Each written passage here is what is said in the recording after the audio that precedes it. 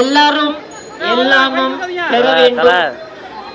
இங்க இல்லாமை இல்லாத நிலை வேண்டும் என்ற அருமையான வாக்குகளோட மக்களுக்காக ஒரு பொன்னான கனவு கண்டது மட்டும் இல்லாமல் இது ஒரு லட்சியமாவே எடுத்துக்கொண்டு வாழ்ந்து மறைந்த பொன்மன செம்மல் புரட்சி தலைவர் எம்ஜிஆர் அவர்கள்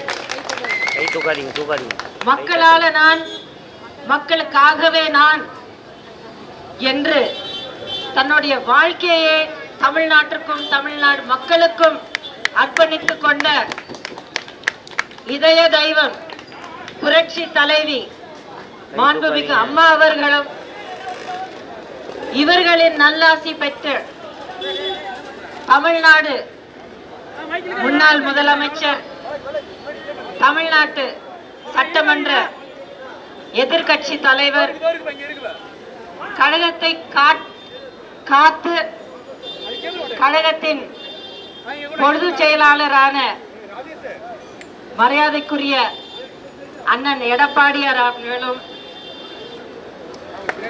தென் சென்னை நாடாளுமன்ற தொகுதி பொறுப்பாளர் முன்னாள் அமைச்சர் திருமதி கோகுலேந்திரா அக்கா அவர்கள், மாவட்ட கழக செயலாளர் முன்னாள் சட்டமன்ற உறுப்பினர் மரியாதைக்குரிய சகோதரர் எம்.கே. அசோக் அவர்களும், தமிழ்நாடு அம்மா பேரவையின் துணை செயலாளரான மரியாதைக்குரிய சகோதரர் சுரேஷ் அவர்களுக்கும், கழக பொறுப்பாளர்களும் நிர்வாகிகளும் தொண்டர்களும், இங்கே கூடியிருக்கும் தோழமை கட்சிகளின் தேமுதிக, எஸ்டிபிஐ, ஃபார்வர்ட் பிளாக், புதிய தமிழகம் மற்றும் அனைத்து கட்சிகளும் நிர்வாகிகளும் சகோதரி சகோதரர்களும் உண்மையை மக்களிடம் பொறுப்பாக கொண்டு செல்லும் ஊடக நண்பர்களும் ஓய்வில்லா மக்களை பாதுகாக்கிற காவல்துறையினரும் அனைவருக்கும் என்னுடைய பணிவான வணக்கங்களை தெரிவிச்சுக்கிறேன். 5 வருடங்களுக்கு ஒரு தடவை இந்த முக்கியமான ஒரு நேரத்துக்கு வர்றோம். நம்ம 5 வருஷங்களுக்கு ஒரு தடவை நம்மளுடைய உரிமையை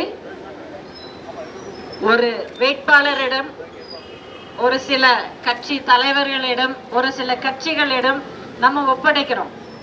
எதற்காக?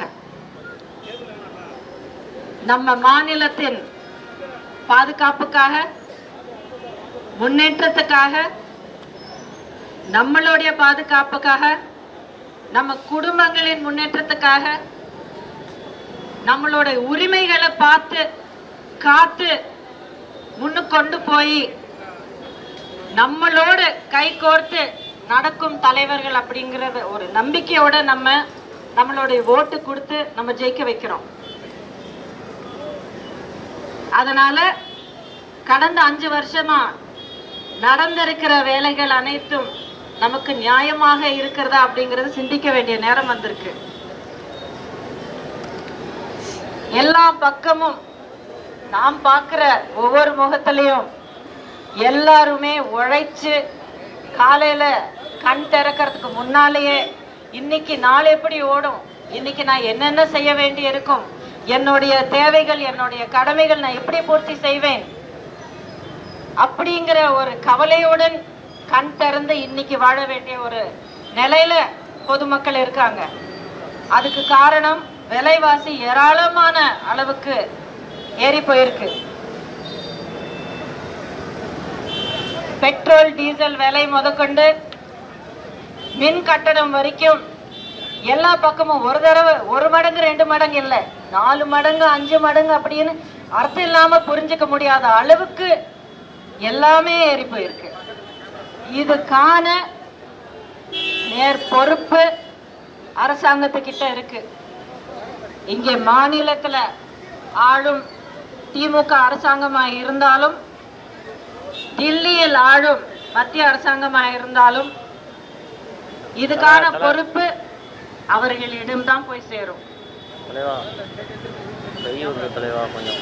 ஒரு சில நாட்களாக தமிழ்நாட்டில் இருக்கும் அனைவருக்கும் ரொம்ப நாளாகவே தெரிஞ்சிருக்கிற ஒரு விஷயம், ஒரு வார்த்தை, ஒரு பேரு தேசம் எங்கும் இப்போ கேட்டுக்கொண்டிருக்கிறது.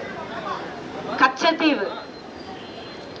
கச்சத்தீவை மீட்டு தமிழ்நாட்டுக்கு கொடுத்து தமிழ்நாட்டுடைய கௌரவத்தையும் தமிழ் மீனவர்களுடைய பாதுகாப்பும் நாங்க பாதுகாப்போம் அப்படிங்கிற உறுதி ஆட்சிக்கு வந்த 10 வருஷமாக நமக்கு கேட்கப்படல. இந்த தேர்தல் அறிவிச்ச கொஞ்ச நாளைக்கு அப்புறம்தான் நமக்கு காதுல படுது. உண்மையான ஒரு அக்கறை இருந்திருந்தால் 2014 ஆட்சிக்கு வந்திருந்த போது மத்திய அரசாங்கமான பிஜேபி ஆட்சி இதுக்கான நடவடிக்கைகள் எடுத்திருக்கணும். தேர்தல் அறிவிச்ச ஒரு சில நாட்களுக்கு அப்புறம் இந்த பேச்சு எடுக்கிறதுனா என்ன அர்த்தம்?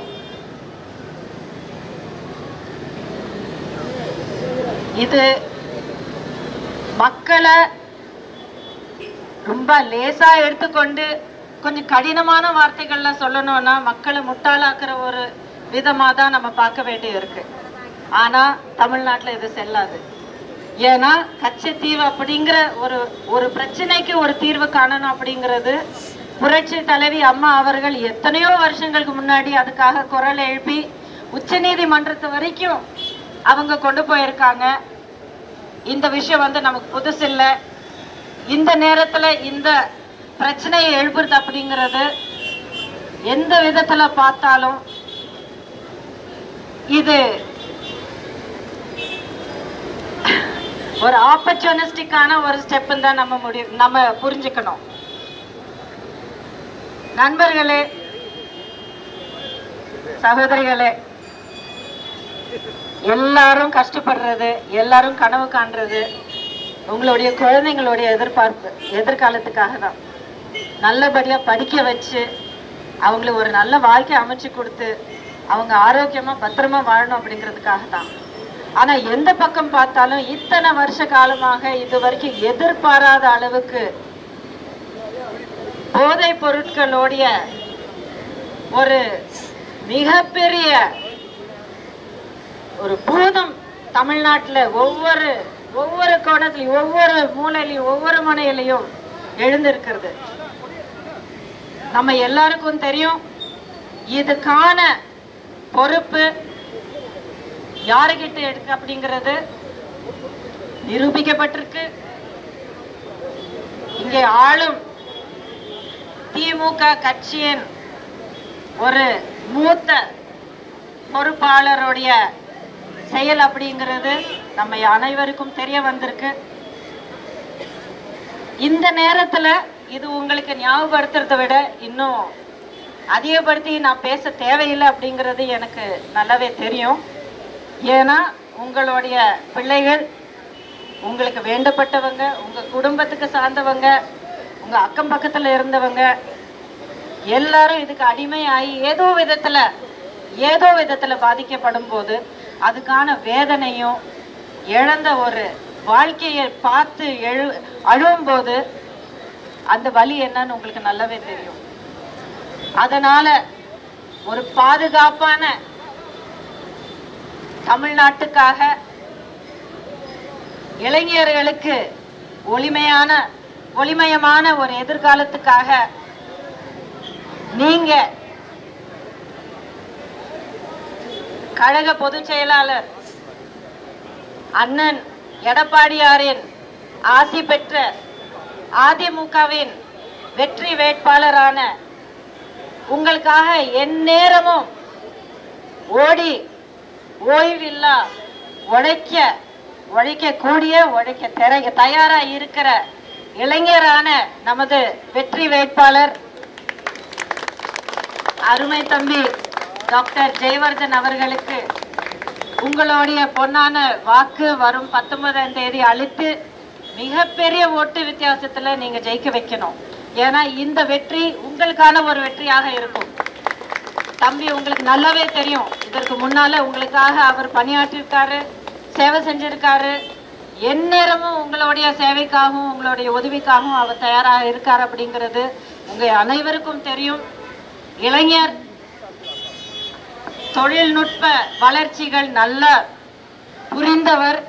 அந்த கருவிகள் உங்களுடைய பிரச்சனைகளை தீர்க்கிறது எப்படி பயன்படுத்துறது அப்படிங்கிறது நல்லா தெரிஞ்சவர். எல்லாமே நல்லபடியா செய்யக்கூடியவர். இவர் பின்னால இருக்கும் மாபெரும் கழகத்தின் தலைவர். ஒவ்வொரு பொறுப்பாளரும் ஒவ்வொரு கட்சிக்காரரும் அவர் கூட இருக்கிற மாதிரி நீங்க புரிந்து கொண்டு வரும் 19ஆம் தேதி இவருக்கான ஓட்டு நீங்க கண்டிப்பா அளிக்கணும். கடந்த 5 வருடமாக உங்களுடைய நாடாளுமன்ற உறுப்பினர் நீங்க போன தடவை 2019 தேர்ந்தெடுத்திருந்த திமுக வேட்பாளர் திருமதி தமிழச்சி தங்கபாண்டியன் அவர்கள். அவங்கள பத்தி நான் உங்களுக்கு சொல்ல தேவையில்லை. இந்த 5 வருஷங்கள அவங்கள பார்த்திருக்கீங்களா? அப்போ இத்தனை துயரங்கள், இத்தனை கஷ்டங்கள், இத்தனை விஷயங்கள் எல்லாம் நடந்திருக்கு. வெள்ள கஷ்டத்திலையும் அதுக்கப்புறம் எத்தனையோ விஷயங்கள் நடந்திருக்கு. எதுலயும் நீங்க பார்க்கலையா?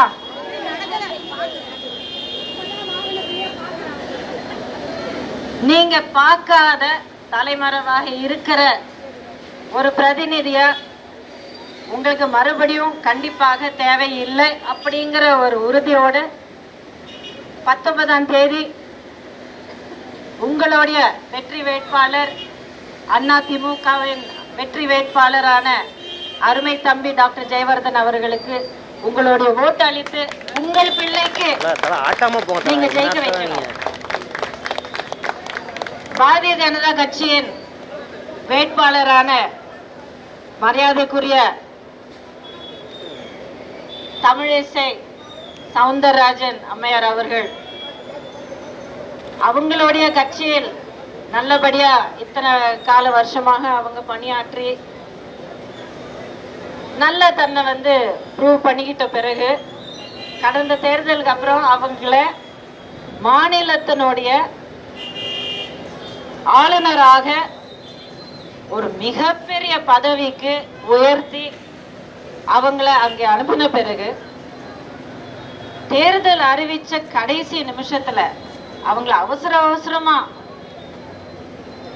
ராஜினாமா செய்ய வச்சு மறுபடியும் கட்சியில சேர்ந்து மறுபடியும் களத்தில் இறக்கினாங்கன்னா ஒரு விஷயத்தை நான் இப்போ தெளிவுபடுத்த விரும்புறேன். தமிழிசை சவுந்தரராஜன் அம்மையார் மீது எனக்கு ஏராளமான மரியாதை உண்டு. அவங்கள பல வருஷமா நான் பார்த்திருக்கேன். நெருக்கமான ஒரு தொடர்பு இருக்குன்னு சொல்ல முடியாது. ஆனா நானும் உங்களை போல நான் அவங்கள பார்த்திருக்கேன். ஒரு பெண்ணாக இருந்து துணிச்சலாக நிறைய சாதிச்சிருக்காங்க. தைரியமா பேசுபவர். ஆனால் இந்த பேச்சு நான் உங்ககிட்ட சொல்ல போற பேச்சு, பகிர்ந்துக்க விரும்புற பேச்சு அவங்கள பத்தினது இல்லை. கடந்த 1.5 வருஷமா பிஜேபி கட்சியோடைய தலைமையோட பேச்சு என்னன்னா, எங்களுக்கு தமிழ்நாட்டில் முழு பலம் இருக்கு, எல்லா தொகுதியிலையும் நாங்க தனியாக நின்று நாங்க ஜெயிப்போம், அந்த அளவுக்கு எங்க கட்சியை நாங்க வளர்த்திருக்கோம், அவ்வளவு பலமா எங்களுடைய அமைப்பை நாங்க தயாரிச்சிருக்கோம் அப்படிங்கிற பேச்சு நம்ம எல்லாரும் கேட்டோம். நானும் கூட உங்களை மாதிரி தான் நானும் கேட்டேன். அப்படி இருக்கும் பட்சத்தில் இப்போ தேர்தல் அறிவிச்ச பிறகு வெறும் 13 தொகுதிகளா, வெறும் 13 தொகுதிகளை நினைக்கிறேன், 20 தொகுதிகள்ல வேட்பாளரை நிக்க வைக்கிறதுக்கு கஷ்டப்பட்டது. அதுக்காகவே ஆளுநராக செயல்படுற ஒரு மூத்த தலைவரை திரும்ப கொண்டு வர வேண்டிய ஒரு நிலைமை இருந்தது. இது எல்லாமே நான் திரும்ப திரும்ப சொல்றேன், யாரையும் கொச்சப்படுத்துறதுக்காக இல்லை. ஒரு கட்டாயத்துல சில முடிவுகள் எடுக்க வேண்டிய இருக்கும். ஆனா இந்த முடிவுனால நம்ம புரிஞ்சுக்க வேண்டியது என்னன்னா, நாடு முழுவதும் மாநிலம் முழுவதும் கட்சியினுடைய அமைப்பு அவ்வளவு பலமாக இல்லை, அவ்வளவு ஆழமாக இல்லை அப்படிங்கிற ஒரு உண்மை அவங்களோட செயலாலவே நமக்கு புரிய வருது. அதற்காகவே மிகப்பெரிய தொண்டன் எண்ணிக்கை இருக்கிற மாபெரும் கட்சியான அனைத்திந்திய அண்ணா திராவிட முன்னேற்ற கழகத்தின் பொதுச் செயலாளர் அண்ணன் எடப்பாடியார் அவரின் ஆசி பெற்ற நமது வெற்றி வேட்பாளரான டாக்டர் ஜெயவர்தன் அவர்களுக்கு உங்களுடைய பொன்னான வாக்கு வரும் 19ஆம் தேதி அன்னைக்கு அளித்து அவர்கள் மிகப்பெரிய வாக்கு வித்தியாசத்துல ஜெயிக்க வைக்கணும். இந்த வெற்றி உங்களுக்கான வெற்றியாக இருக்கும், தமிழ்நாட்டுக்கான வெற்றியாக இருக்கும்.